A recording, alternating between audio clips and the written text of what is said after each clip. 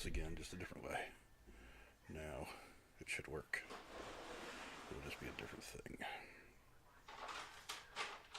There we go. What's up, Freak Bitches? Took me a minute to get the stream going because I am still learning how to use Stream Elements, but we're here. And joining me, as always, to talk about Episode 1 of Falcon and the Winter Soldier is the Dowager Countess herself, Lady Cora. How are you tonight, ma'am? I'm good, thanks. Happy to be here. I'm happy you are here. She is this disembodied voice right now because she is not on camera tonight, but she brings her expertise and her wonderful point of view to all this stuff. And another person who's bringing a fantastic point of view is my hetero life mate, Jeremy Woolner. How are you today, my man? Pretty good, considering you just did give me any warning at all, and I probably look like a slouch sitting there like this, bored as shit. You look like yourself. You look honest. That's what I want out of you. I want your honesty, and I want the honest Jeremy. That's my favorite person in the world. Okay, well, I hope everybody enjoyed that as much as he did. I did. But, okay, so for those of you who were watching the stream a few minutes ago, I'm sorry. I was having some technical flubs while I was trying to do some things on this software that I have not done before, but I will figure that out for future streams. But for right now, we're here. We're talking about Episode 1 of Falcon and the Winter Soldier. Not a hugely exciting episode as far as action is concerned, but still a very interesting episode because basically the entire point of this episode was to dig more deeply into the personal lives of Bucky and Sam, where they are post-blip, post everybody returning from the snap. I still hate the word blip in reference to that whole thing, but you know, after all that has gone on, we're starting to see kind of the more and more of the after effects, kind of like we started to see a little bit of it with some of the characters in WandaVision, but now we're starting to see a much deeper effect on the people that, you know, we've come to love in the Marvel Cinematic Universe, some of our heroes, after all this was said and done.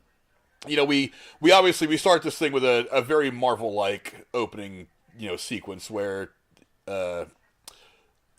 Anthony Mackie is just doing his thing and just tearing shit up. I mean, that whole opening sequence is pretty dope. What did you think about it, Jeremy?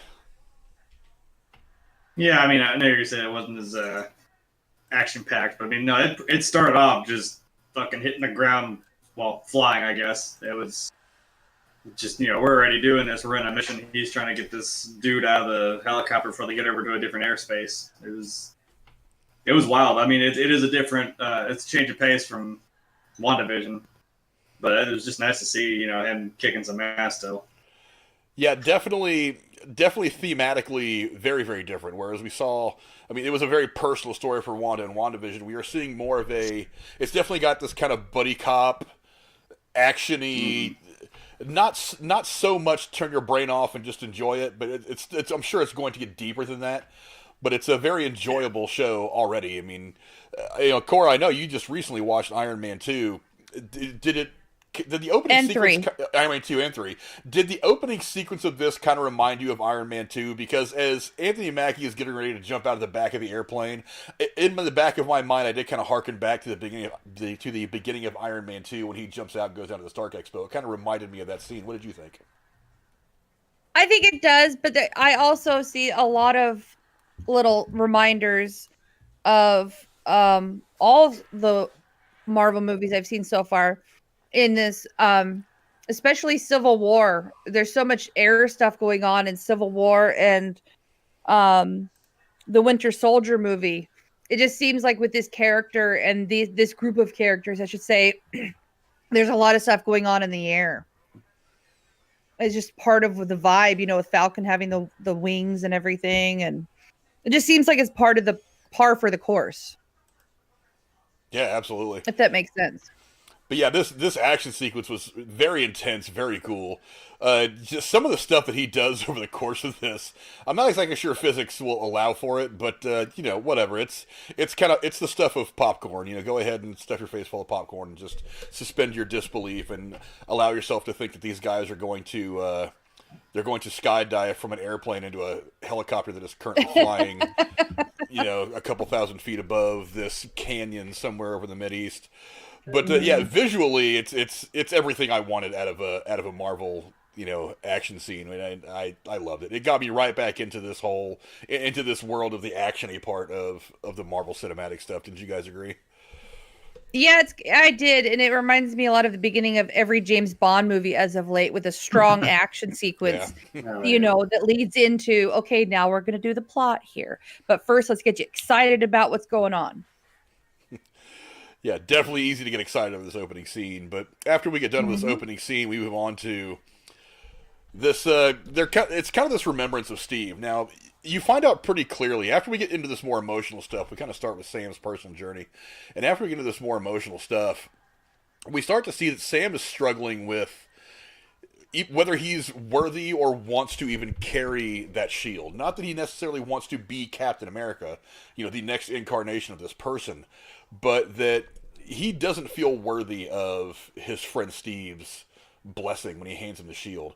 Now, you can definitely sense back in Endgame, and I know, Cora, you haven't gotten to this part yet, but you can definitely sense in Endgame, towards the end of the movie, when Steve gives him the shield, that there is a certain level of discomfort in Sam in trying to take that shield and go forward as this great protector and this hero. Well, I can agree with that, because without even seeing that, when he first is looking at the shield before he puts it in that brown leather sack, you see the conflict in his eyes when he's handling it. I assumed it just was tied to him being sad that Captain America's gone or something like that. But you can tell there's a whole bag of emotions there. It's Yeah, the same. They do say the same line again. Like you'll hear it in Endgame when he says, uh, he asks him, "How does it feel?" And he says, "It feels like it's someone else's." And he says, "It isn't." And I'm like, it's like he's trying to reassure him, like, "It's okay, man. You can take it." Mm. But I mean, if Captain America handed me his shield too, I'd be like, I don't know, man. Like, I wouldn't know what to do with that either. I don't trust myself with it. you know, one of the running quotes in this whole, well, in comic books period, is really great power comes great responsibility, and having great Fair. responsibility can really weigh on someone. So I kind of get that Sam is. I mean, the pressure would get on. I mean, even Steve Rogers and his, you know, good old boy, you know, purity of who he was in the very beginning, you know, of Captain America: The First Avenger. I mean, there are times where even he feels this weight, and he's kind of the purest of us, if you think about it, or at least he's put out that way. Uh, Yeah. so and Sam is one of those people that would honestly be able to look himself in the mirror and say, "Dude, you are flawed. You are faulty. You are not perfect. You do what you can. You try to do as much right as you can, but you still have." You know the cracks in the facade. So and he is smart enough and you know to recognize that. So I think that's one of the reasons why he struggles with carrying that shield and what he feels like he can do with it. You know, do you get that as Well, well from all this? from what I know, I agree with you. But also, he has his own identity as the Falcon that's like almost just like goes along with fighting alongside Captain America. How can he be both? I mean, he is Falcon. How can he be both? I just I don't see how he can do both roles. I don't think it would be both. I think now in the comic books there's precedence in a couple of different ways for this. I know. Okay. I know. At one point, he does actually take over as. I don't know if he takes over as Captain America or if he's Captain Falcon. I forget exactly what it was. It's been forever since I've read anything up on this. So, and that was one of the things. Like when you get to that point in Endgame, you're going to see it because Bucky Barnes at one point becomes the new Captain America after Steve is Oh. assassinated when he decides to run for president. Which I don't know why anybody would want to do that anymore. But I mean, but at one point, Steve Rogers decides to run for president, gets assassinated, and I don't know if it was in that storyline or another one. But Bucky Barnes takes over as he drops the Winter Soldier mantle and becomes Captain America. So that's why that scene in Captain America: The Winter Soldier, when he kind of gets a hold of the shield and he has a little pose moment when they're fighting in the street, that's why that made everybody's jaws drop when they first saw it in theaters because they thought that was kind of a Oh. harbinger of something that was coming. So when they got to that point in Endgame where Steve was getting ready to give the shield to somebody and those two guys are there with him, that's why that moment is very significant to fans of the comic books. But yeah, I don't know that he's necessarily going to become Captain America.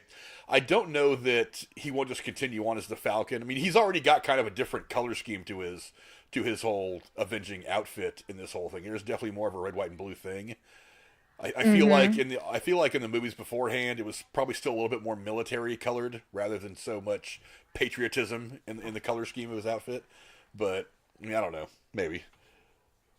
What's up to everybody in chat, by the way? Now that some people are filtering over to this new stream. American Werewolf of New Jersey. He's got a channel that's pretty cool. He talks about a lot of cool stuff. He just, broke down a couple of movies that I watched. I really like that. I still need to go check out his video for Nosferatu. That was one of the movies that I really wanted to get together with Jeremy and do a retro movie review on in October, but we couldn't get the time to work all that out. But yeah, I'm looking forward to checking that out. He does a lot of cool stuff as well. Awandi's in there. What's going on, Awandi? What's going on, my man? And hopefully Awandi has said twice on 2 different shows now this is his favorite MCU character, the Winter Soldier. So I think he's really looking forward to this like we are. Yeah, he's a very deep character, and I think it's probably a good time to go into some of where we find Bucky in this. And thanks for the segue. That's my favorite part of doing these. Is we find Bucky, and he's obviously the first time we see him, he's having some kind of a flashback for one of his missions. Again, kind of an interesting little spot of action. You don't realize until a minute or two into it that this is actually a flashback to one of his old things from when he was still under mind control from Hydra.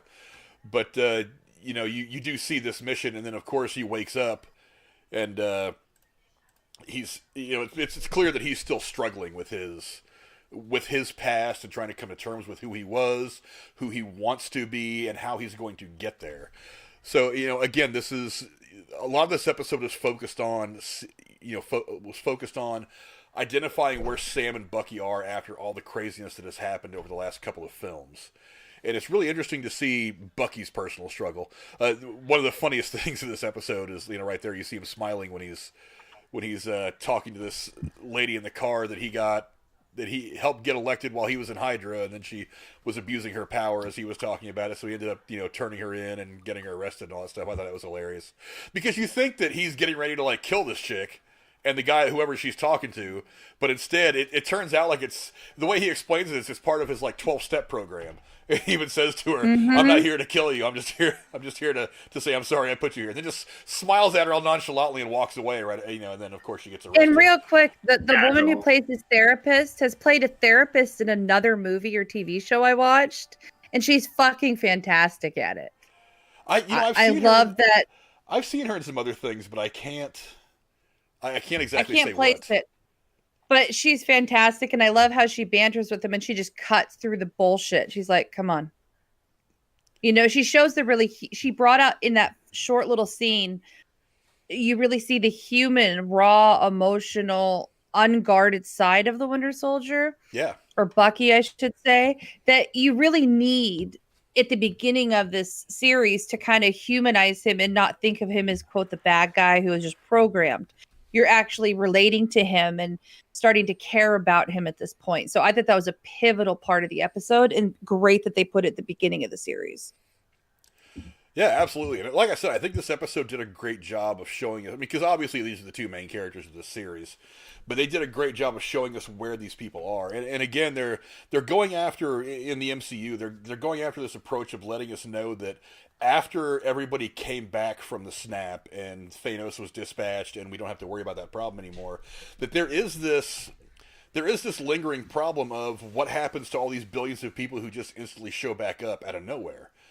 And they talk, and that's part of, we'll move on to, to Sam's, to everything going on with Sam. He heads back to Louisiana, where he's from, and he reconnects with his sister, and, obviously there was some shrimp business that they had going on down there that was a family thing. And in the 5 years... To me, that was just way too much family stuff. I don't know, sorry to cut you off. It just seemed like they focused way too much about the details of his family and not enough about the storyline of his MCU role. Well, I think was I the only one who felt like that was... Well, I think the important thing that you're supposed to get out of this is that, not just in Sam's case. I mean, you're focusing on Sam, but not just in Sam's case. It's probably happened to hundreds of millions, if not a billion people all over the planet. They come back, and their life is not necessarily just... I mean, they can't just pick up where they left off. I mean, because that was one of the big questions that was asked after the snap in Infinity War, is if these people come back, I mean, let's say that your husband was snapped away, and then 5 years later you've moved on, you've gotten remarried because you think he's never coming back, and then he just shows back up in your living room, just poofs back into life, and there you are sitting there with your new husband, and there's your husband who you thought was dead sitting right there in the living room. It was kind of a joke for a lot of people after the events of Infinity War and Endgame. But this show, Sam's arc and all this is kind of attacking exactly that. He gets to his sister, and his sister has been trying to keep the family business afloat for 5 years. It's obviously been very, very difficult, and so when he comes back, he's trying to help find ways to keep this thing going. But after 5 years, she's resigned herself to the fact that there are some big sacrifices that are going to have to be made. Specifically, it's the MacGuffin of this is the family's boat. What you guys can see right there on the screen. That's kind of the visual focus of what she's talking about. And she's coming to terms with having to let go of this significant part of her family's history in her life. When Sam wants to come in true hero fashion, he wants to try to fight and do everything he can to try to save this thing because he knows how meaningful it is. And that's kind of where they're butting heads. So she's trying to, come to grips with how everything that has happened over the last 5 or so years has affected things. And he maybe foolishly, maybe not. It depends on how this is going to play out. But he still wants to fight for it. But what remains to be seen is how much fight is there to be had in this particular personal battle. And I think that's one of the things that we're going to see Sam have to deal with a lot over the course of the show. Jeremy, what do you think of how everything was going for Bucky and Sam at this point at a personal level? Well, they're both. They've got their own personal struggles that they're going through with Sam going on with his family. And I'll admit, I was kind of like, there was this action thing, and there was this kind of intrigue of like what he's doing. He's talking to this other kid, this other soldier. And then it kind of went into like, okay, now we're doing family drama. I'm like, all right, but it's a good point. I'm like, well, she's been trying to keep this going because he was one of the ones that got snapped, right? So he's been gone, and she's been trying to keep this whole thing going. And him coming back, and I know he wants to try and help because he's got a stake in it too.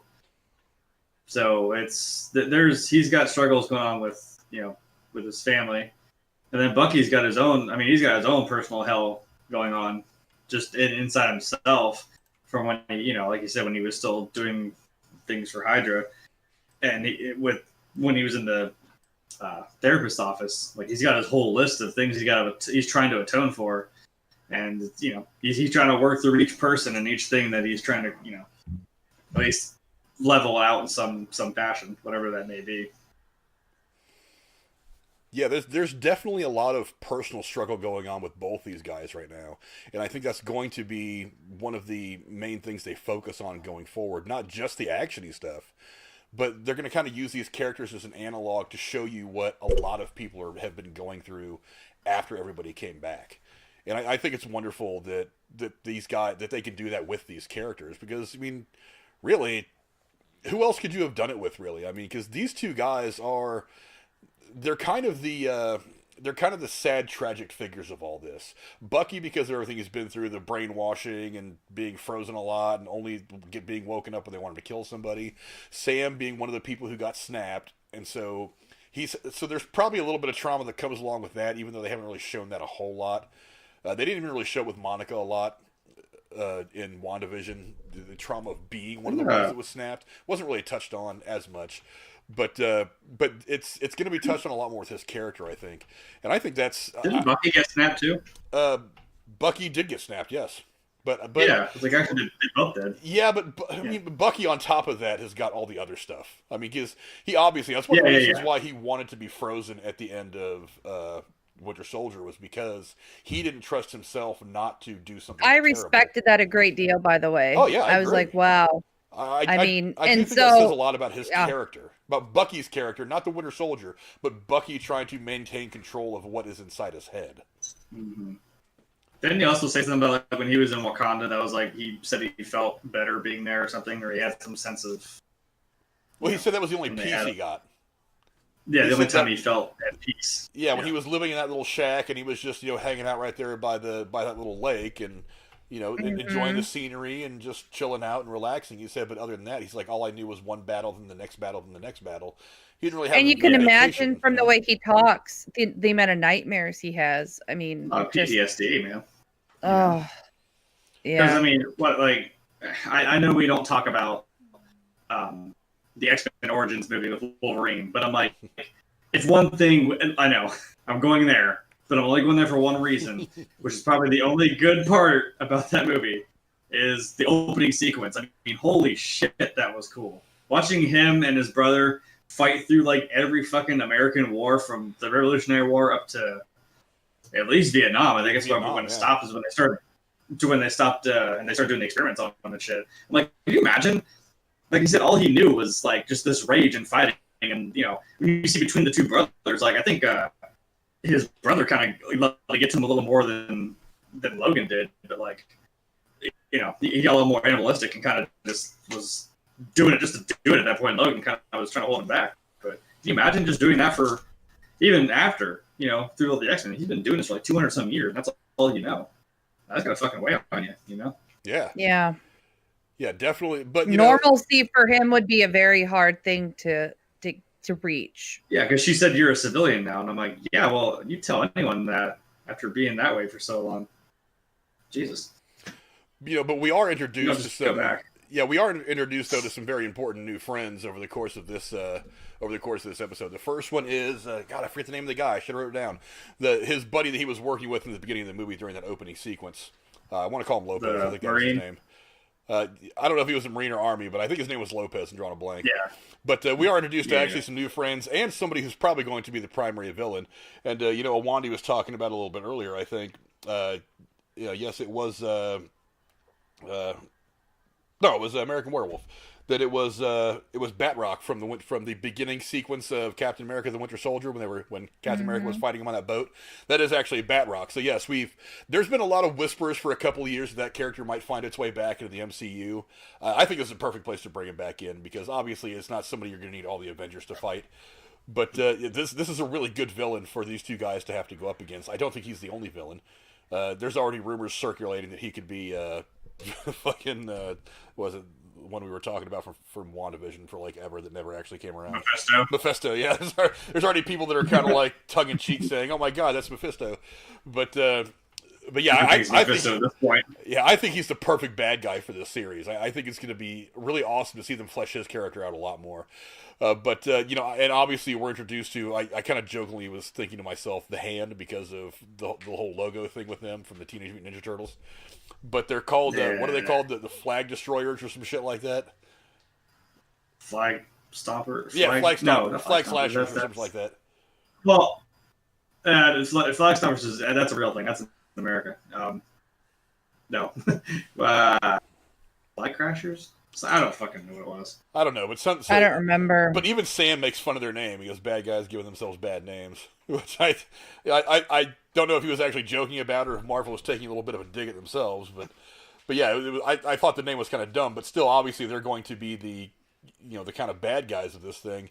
And it's explained in the show that they think that the world was better off when half the people had been snapped away and yada yada yada.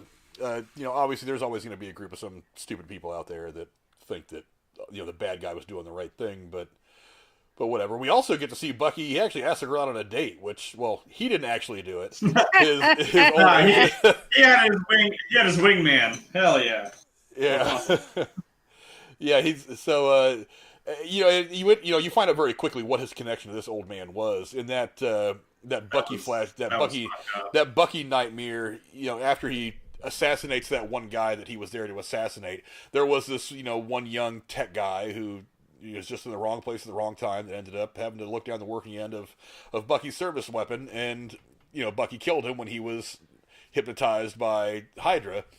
And in this book, and I forget where the picture is. I should have had it put up by itself so we could look at it. Bucky's got this book of people that he's got to try to make to make right for, because he's trying to make up for all the horrible shit that he did when he was under hypnosis as the Winter Soldier. And you actually look in there, and one of the names you can see the first time you look at the book is actually Helmut Zemo, which is we're going to be dealing with him later on in the series. Mm-hmm. So we're going to see Baron Zemo here soon.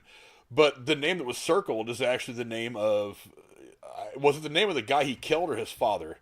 I forget which one it was. His son. It's a son, I believe. So it's the name of the son. So basically he's trying to befriend this guy and to be the son that he took away from him years earlier as kind of a way to kind of pay kind of pay this guy back for the terrible deed that he inflicted on him by killing his son. What did you guys think of that little nugget showing up in the series? That made me cry a little bit, especially when he opens the door and you see the son's photo in the background, and it's just, it's like, there's nothing he can say to this father to make it better. No, you can't give him his son back. Like, I don't know what you do with that, And all you're gonna do by telling him is by taking the friendship that you built away from him and having him resent him. It's sad. That's the funny thing is I love that they seem to have this like friendship to where obviously he just totally throws him under the bus and gets him a date with the the cute bartender. You know what I mean? So yeah, it's like they seem cool, and I'm glad they're in. Maybe he's just trying to. Trying to help. I love the little comment she made. Well, Flowers, you're so old fashioned. Yeah. And then she asks how old he is, and he says, I'm 100 and something. I'm 106 years old. So that was a nice comedic thing. It's great that he there. looks like you think, oh, I'm 106. Yeah, whatever. Well, he also made that comment when he was talking to the guy earlier. He goes, I haven't danced since 1943. He goes, well, it feels like it. Because he doesn't want him to know that he was actually, alive. He was actually born in 1920, whatever. What's with the gloves? I got bad circulation. Well, yeah, that all led to a really interesting scene, and I didn't think it was going to play out the way that they were kind of presenting it so early, but it did. For a minute, it did come kind of close. Bucky kind of leaves the date pretty early, and ends up, because he's feeling guilty over listening to this girl talk about how she thinks it's really nice that he befriended this old guy because after his son died, it really took a lot out of him, and you've been really important to him. And then Bucky immediately starts to get filled with that guilt again for being the one who killed the guy's son. So he bails on the date really suddenly and then walks to this guy's house. And as he's walking down the hallway of this apartment complex, I was really asking myself, I was like, is he really just going to knock on the guy's door and be like, I have to tell you now, it's killing me inside, I'm the one who killed your son? I mean, that was a pretty tense scene, like very suddenly. What did you guys think of all that? I thought it was really awkward, and it was a testament that he's really not ready to date. If he can't just finish up the visit or tell her something to leave it on good terms, it just shows you that he's in a bad state emotionally, and it's great he's trying, but he's not there. Yeah. Yeah. I don't know that he'll ever it's weighing on him there. Yeah. it's weighing on him more than anything else. Like that's probably still at the forefront of his mind, especially when his date starts talking about the dad. It's like, it's still eating him up, and it's like, yeah. The problem is, I'm like, is it really, really his fault? But it's like he couldn't do anything about it, so that's the thing that sucks. And and I was like, he's not. I'm like, is he really just gonna? Yeah, he's not just gonna go in there and be like, hey, I gotta tell you something, man. And what do you? And I think that's why it's still kind of nice that he's like, yeah, I forgot that I didn't pay back for lunch. Because I'm like, yeah, what are you gonna say to this guy? Especially when you look in there and you realize he's got like a little shrine, like a little thing dedicated to his son. It's like, and I'm kind of wondering if that guy yeah, if he maybe even knows, because he notices that Bucky gives a hard look at that little shrine that he's got built around his son's picture, and even he turns around and looks at it like, why was Bucky so fixated on this thing? I don't know that he necessarily knows, but maybe he feels like there's something that Bucky knows that he shouldn't. He's not telling him. That doesn't make sense that he would know, or doesn't understand why Bucky would feel so drawn to look directly at that shrine. Obviously, this is going to come to a head at some point, and this discussion is probably going to be had at some point over the course of the season.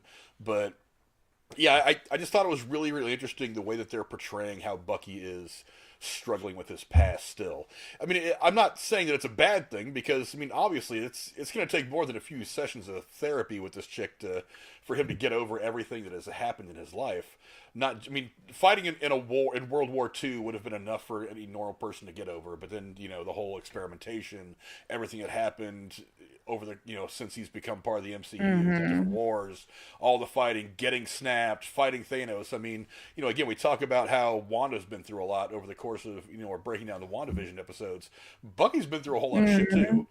And it's not like he had a mental break from the stress. He was being mind controlled by somebody and was probably conscious of a lot of what he was doing, but not conscious to do anything about it, which is a whole other. It's a whole other. Yeah, it's a whole other different kind of mind fuck that even Wanda didn't go through. It's just a different way of having your mind screwed with. But yeah, I really love the way that they've portrayed these characters, and it was really great setup for a first episode. It clocked in at about 47, 46 minutes or something like that. Yeah, and just under an hour. Yeah, I've heard that all the episodes are going to be about 40 something minutes long. That's what I've read. It makes a little bit of sense because there's only going to be 6 episodes compared to the 9 episodes we got with WandaVision. So if we only get 6 and they're about 45-ish minutes long, I'm good with that. Because like I said, they didn't do a whole lot wrong with WandaVision. I don't imagine they're going to do a whole lot wrong in this series either. Well, because I don't want to name drop this yet, but didn't they just finally announce when Loki was? Because isn't it about to be right after this? I think Loki is coming out next, but I'm not 100% sure. I saw like a poster, and it was like something.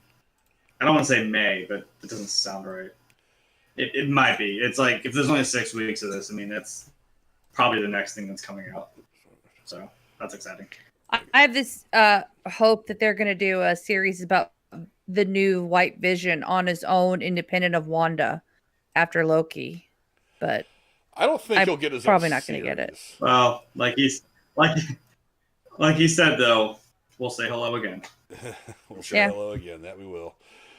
But oh man, I need to get these pictures done up real quick so I can put them on here because there was one little stinger right at the end of the episode, and it made a lot of people.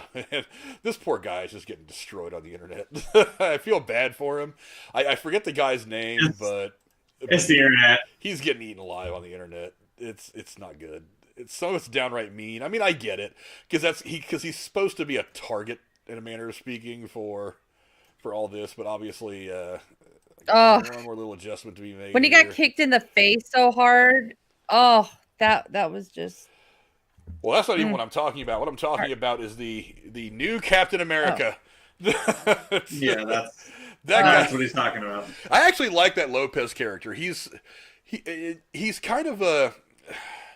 Marvel hasn't really had the sidekick. They haven't had a Robin to a Batman. To make the DC comparison, but because the typical sidekicks haven't happened in the Marvel Cinematic Universe the way that they do in comic books. So whereas you see kind of like this younger guy Robin who's still a bit goofy and maybe makes some mistakes while he's doing his crime fighting stuff, alongside the more experienced, the more seasoned guy like Batman, where Sam Wilson was never really a sidekick to Steve Rogers. He from the very beginning was a pretty tough egg to crack in his own right.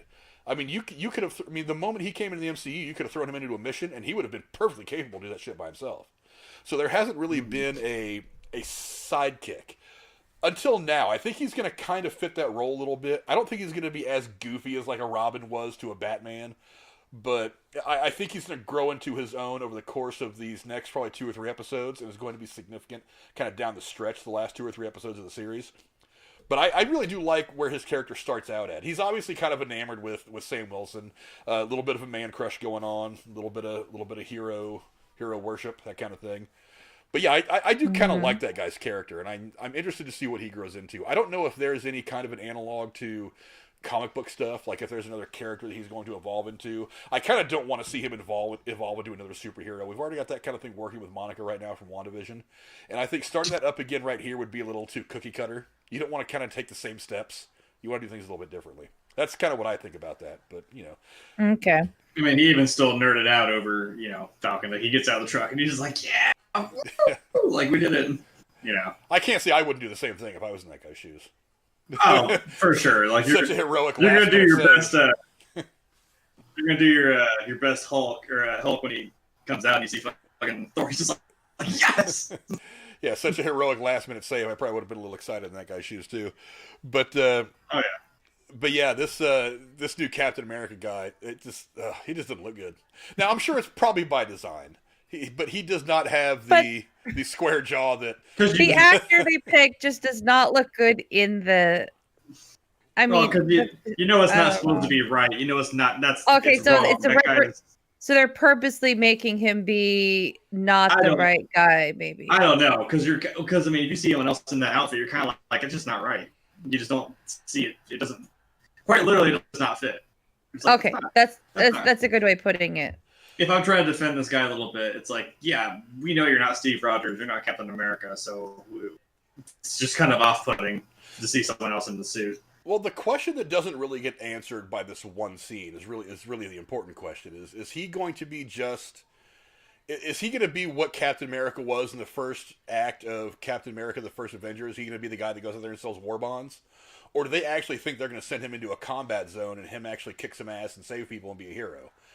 Because if that's what they want this guy to be, is the face, the recruiting poster, then whatever. Have fun with it. But I really do think that they're going to end up throwing him out there to kind of be a hero. Do they want him to go into a combat zone? I don't think they would have given him the shield if they didn't want him to go into combat. They could have easily made him a Captain America, like, Good Samaritan PR guy without the shield. Yeah, I think so too. And I mean, and it could go the other way. Maybe the shield, as far as they're concerned, is just a piece of the costume. But, and you can tell by the expression on Sam's face right there, as you guys can see on the screen, as he's watching this, him at a personal level, he's like, that's Steve. It's not Captain America's shield. It's Steve's shield. Steve is Captain America. Captain America is Steve to him and really to all of us as fans. So it's pretty much like kicking him in the balls. And the one thing we didn't get to see is Bucky's response to all this. It's like, because Bucky's the kind of guy who might get pissed, go find this guy and beat his face in and take that shield from him. Because I really don't think this guy's. I was gonna say, I was like, one of them is gonna do it. I was kind of thinking like Sam, like you mentioned. I was like, yeah, he kind of was just like shit. Like he was watching it happen. It was kind of may have been a little bit of a regret. Like, yeah, maybe he's like, I could have been me. It's like, well, I don't know, I could have been that guy. Yeah. But like either him or I'm like Bucky might be more inclined to be like, hey, dude, that's my buddy's shit. What are you doing? So yeah, or maybe you know what? Maybe we'll see old ass fucking Steve Rogers go and kick his ass, take it back. I don't know. Maybe he bopped him with Thor's hammer or some shit. He's still worthy. He might just get Thor's hammer and just bop his ass. Yeah, maybe. Let me pull up this guy's name real quick. I forgot it's something Walker. Oh, yeah. When I looked it up, who that was, yeah. Okay, Wyatt Russell is the actor. The man is John Walker. And in the comic book, John Walker is... I don't remember. I'll have to look this up. I don't remember off the top of my head. He either comes in and like takes over as Captain America at one point, but is not at all the hero that Captain America was. Or I think at one point he transitions into a new hero called U.S. Agent or something like that. As I recall, what I was. Yeah, reading. U.S. Agent. Yeah, they said in this he became a private version of Captain America, like some corporation sponsored.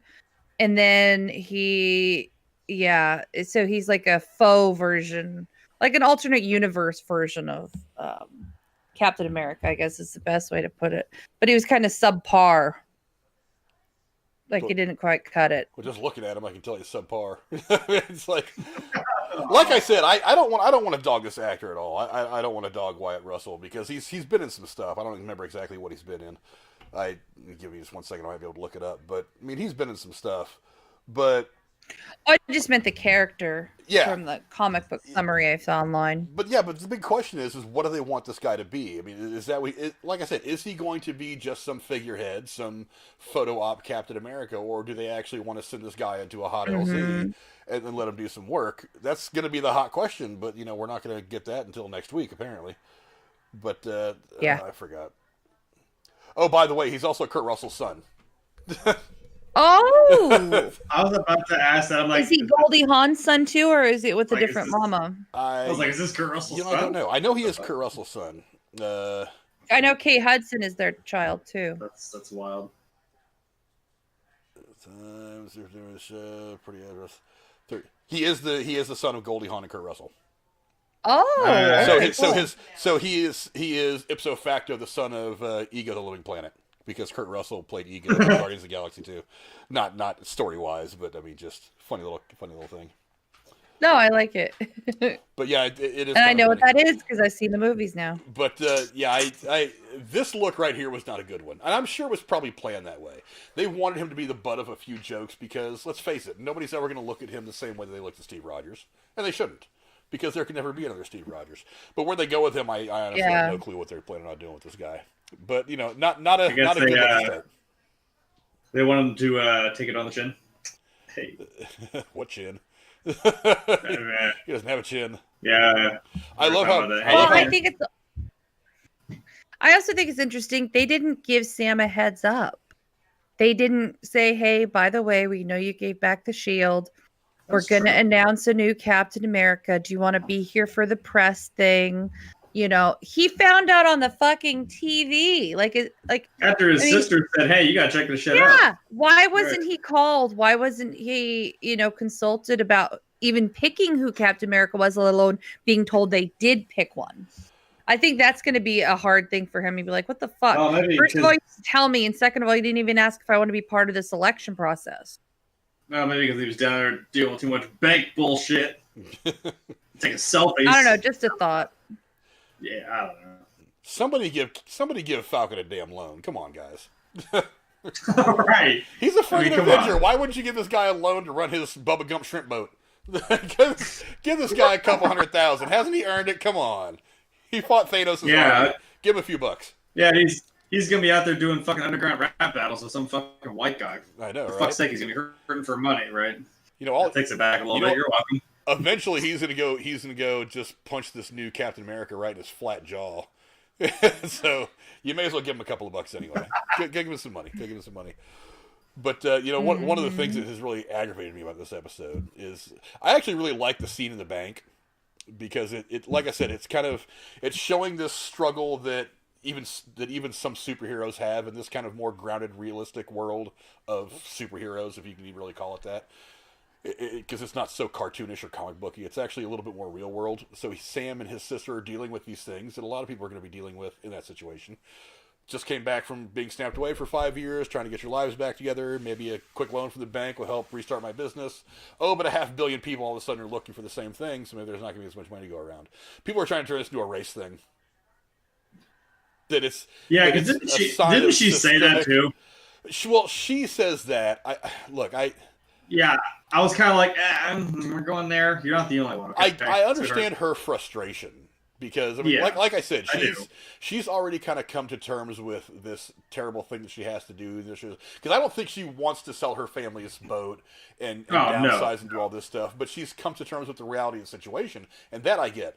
But there are so many people online, and I was going back and forth with some idiot on Facebook about this, earlier today. It's a sign of systemic racism, and I'm like, dude. 1 billion people are knocking this guy's door wanting money. I was like, if you gave all those people $1, it's $1 billion. It's like most banks don't have $1 billion to throw around at anybody. I was like, and you've got all these people coming at you wanting a lot more than $1. It's like, look, I mean, you could get into all the political, financial, economic things about hypotheticals about it if you want, and you might be right or wrong. Who knows? Because nobody's ever come along and snapped away half the universe's population before. But there was nothing in the scene that said anything about racism, except for that one little comment she makes. I personally think that there's no racism involved at all because this guy was ready to get on his hands and knees and suck Sam off just because he was an Avenger. Yeah. I was like, I think if this guy could have rubber stamped that loan right then and there, he probably would have done it. But I mean, come on, the guy's got a job to do.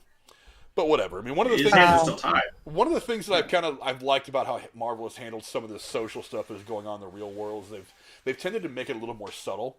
One of the things that I liked about Black Panther and why I think that movie was so good was because while some of that social stuff was part of the motivation behind Eric Killmonger, it didn't overshadow the overall story of the film. That is the ascension of T'Challa as the King of Wakanda, him having to deal with all the stuff he deals with in the movie. It was just part of Eric Killmonger's personal history, and they show you that's part of his personal history, but it doesn't blow over the rest of the story. And it fit. It wasn't so overbearing and obnoxious. And I was like, okay, it fits. It fits naturally into this character's evolution, how he came to be. I'm okay with that. It's part of the scenery that makes up this great, beautiful mosaic of what was the film Black Panther. Now people are just out there trying to find racism in this stupid scene where it's like, you're talking about a small town bank in the backwoods of Louisiana. Yeah, let me go give a bunch of people $100,000 each. They probably don't have $100,000 in their bank vault. It's like, come on, let's approach things a little more realistically here. But that's not what people do these days anymore. So I know I'm asking a lot, but people can tear me up in the comment section on that all they want. I really don't care. Oh, no one will. I don't know. Maybe it's because we don't have enough followers yet, but eventually somebody will. But we do have some new subscribers. Maybe so. We do have some new subscribers I want to show a little bit of love to real quick. One of them is this person right here, as soon as it'll pop up on the thing. NTD Films, thank you for subscribing. We really appreciate it. He actually has a small channel of his own, 100 or so subscribers. He's obviously getting stuff going himself. He actually put up a video about episode 1 of Falcon Winter Soldier that I haven't had a chance to watch yet, but I'll be watching that later on after I actually go back and watch Night Watch, who's got a stream going right now. And also Terry Ranella. If it's Italian, it's Ranella, but the Mexican in me wants to make the two L's make a Y sound, so it's Renea. I'm just going to say Ranella because I think it sounds Italian. But thank you, Terry Ranella. I hope you like what you see over on the channel. I hope you come back for more. We'll be here for the next 5 weeks breaking down Falcon and Winter Soldier, and I hope you will be here with us because that would be pretty fucking awesome if you did. And any final thoughts on this episode? Again, kind of a pretty basic one, just kind of establishing where Sam and Bucky are in the world now, post snap and unsnapping, as it were. So, any final thoughts on all this for you, Cora? I like that they personalized, or they made them more personal. Like you see behind, like, yes, I was a little annoyed at how much background they did on Sam, but I get they need to some degree because maybe his family will come into play later. But you actually start to relate to them outside of their quote, MCU job title role. And it's a good start because just that's exactly what they did with WandaVision at the beginning too. So I love it. Looking forward to seeing what comes next. How about you, Jeremy? Any final thoughts? Yeah, I agree with that. That's maybe the reason they focus a little bit more on like the whole thing with Sam and his sister is like, well, she had been there that entire 5 years and gone through this whole thing. He was just, here and gone and back now. So he didn't really have that happen. It just kind of, so I get his motivation. He's like, no, we're going to fix this. We can do this. We can get this loan. I'll go every bank in this town if I have to. But it's like, he didn't live through that 5 years of her having to struggle. And that's maybe the dynamic that's going on. It's like, they've had two different, sides of this big happening event. And we kind of already, know Bucky's whole struggle. So from that'll be interesting to see how that moves forward, and maybe how maybe we'll see eventually what he thinks of this so-called, new Captain America. I think we all know what he's going to think of the new Captain America. Right? Because remember, both these guys are really tight with Steve. Under his ass. Yeah, both these guys are really tight with Steve. I don't think either one of these guys are gonna dig this visual of this other guy with what's he gonna do? Yeah, so on your left. Yeah, on your left as I slap you upside the damn head. Listen, a good first episode. Again, one of the cool things about them using Disney Plus to give even these short series, up on Disney Plus, it gives you an opportunity to really flesh out these characters in a way that you can't do in a movie like Avengers or even maybe a standalone film. You're going to be able to get a lot more to the core of these characters. Look, these are two very intriguing characters for a lot of reasons. So, the idea of getting a little bit more into their personal history and seeing their personal growth, not just on the battlefield against Thanos and, whoever, but to really get attached to these characters. I think it's a tremendous opportunity for Disney. I think it's very, very smart of them to take advantage of it, because once you get personally attached to a character, you really get sucked into that world, and you end up starting to like more and more what you see. So it ends up giving Disney and all the people at Marvel kind of a buffer as to how they can play around with these characters and the settings and the stories and all that, because you run the risk, you're less likely to piss these people off if you kind of draw them in at a personal level to these characters. Not to mention the fact that they have put out fantastic stories for all these characters.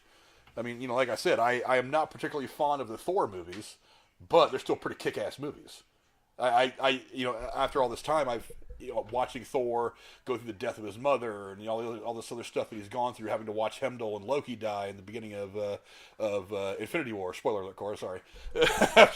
After watching what he's watched, you sympathize with him a lot more. So I tend to get drawn into that story a lot more because of everything that I've experienced alongside Thor. It's the same thing. You're going to get more and more attached to these characters and see a different dimension from these guys that you haven't had a chance to see. Because, like I said, so far, Sam has been a little bit of a sidekick, only a bit better and more seasoned of a warrior in his own right. You haven't really gotten a lot of who he is without the wings, and you get a big dose of that over the course of this first episode of who Sam Wilson is, not the Falcon. You get a chance to attach yourself to this personal character a lot more. And Bucky, you're going to get a really good opportunity to kind of peel back the many layers of the onion that is Bucky's head, because he is a very complex character. He's been through a lot. And so you're going to see, a lot like we saw with Wanda over the course of WandaVision, you're going to see him come to deal with this stuff. A whole myriad of different problems, but still a bunch of problems all the same that he's going to have to deal with, in various ways. And you're going to also see at some point, you're going to see Sam probably be a part of that healing process for Bucky, and maybe Bucky be a part of that moving on into this new world after the snap for Sam. So, yeah, I love this buddy cop idea that they're trying to make out of the show. I love being able to flesh out two characters that are very, very interesting. And I love the fact that it's going to happen over the course of 6 episodes that are roughly 40 minutes long each, instead of an hour and a half or 2 hour or 2.5 hour long movie. I like the fact that we're going to get a lot more of these guys over the course of the series. So, I hope you guys like this. We're going to be back again next week. With the same group of people again. I don't know, maybe Aaron, if he decides he wants to wake up one of these days and try to join us.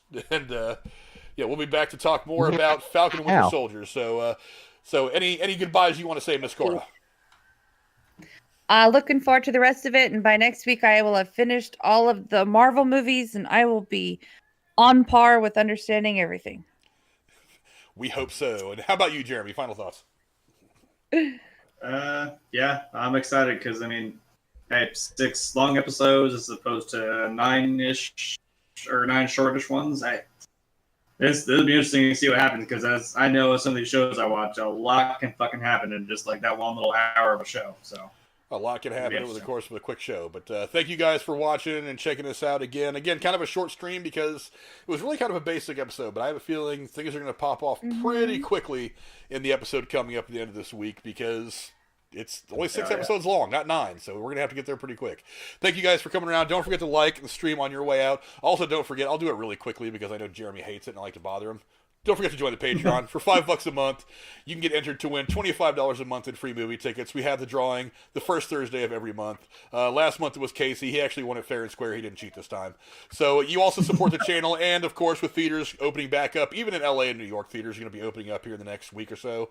It'll be an opportunity for you guys to go and support the local theater, everybody who works there, as we all start to come out of the back end of this whole pandemic nonsense. And Cora has actually put the Patreon link in the chat. Thank you for that, Miss Cora.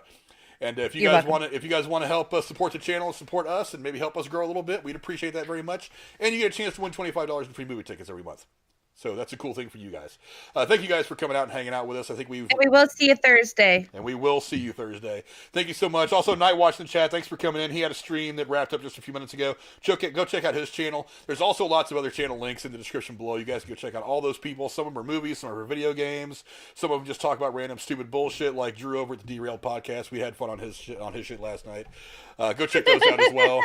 And thank you again to the new subscribers, NTD Films and Terry Ranella. We hope to see you guys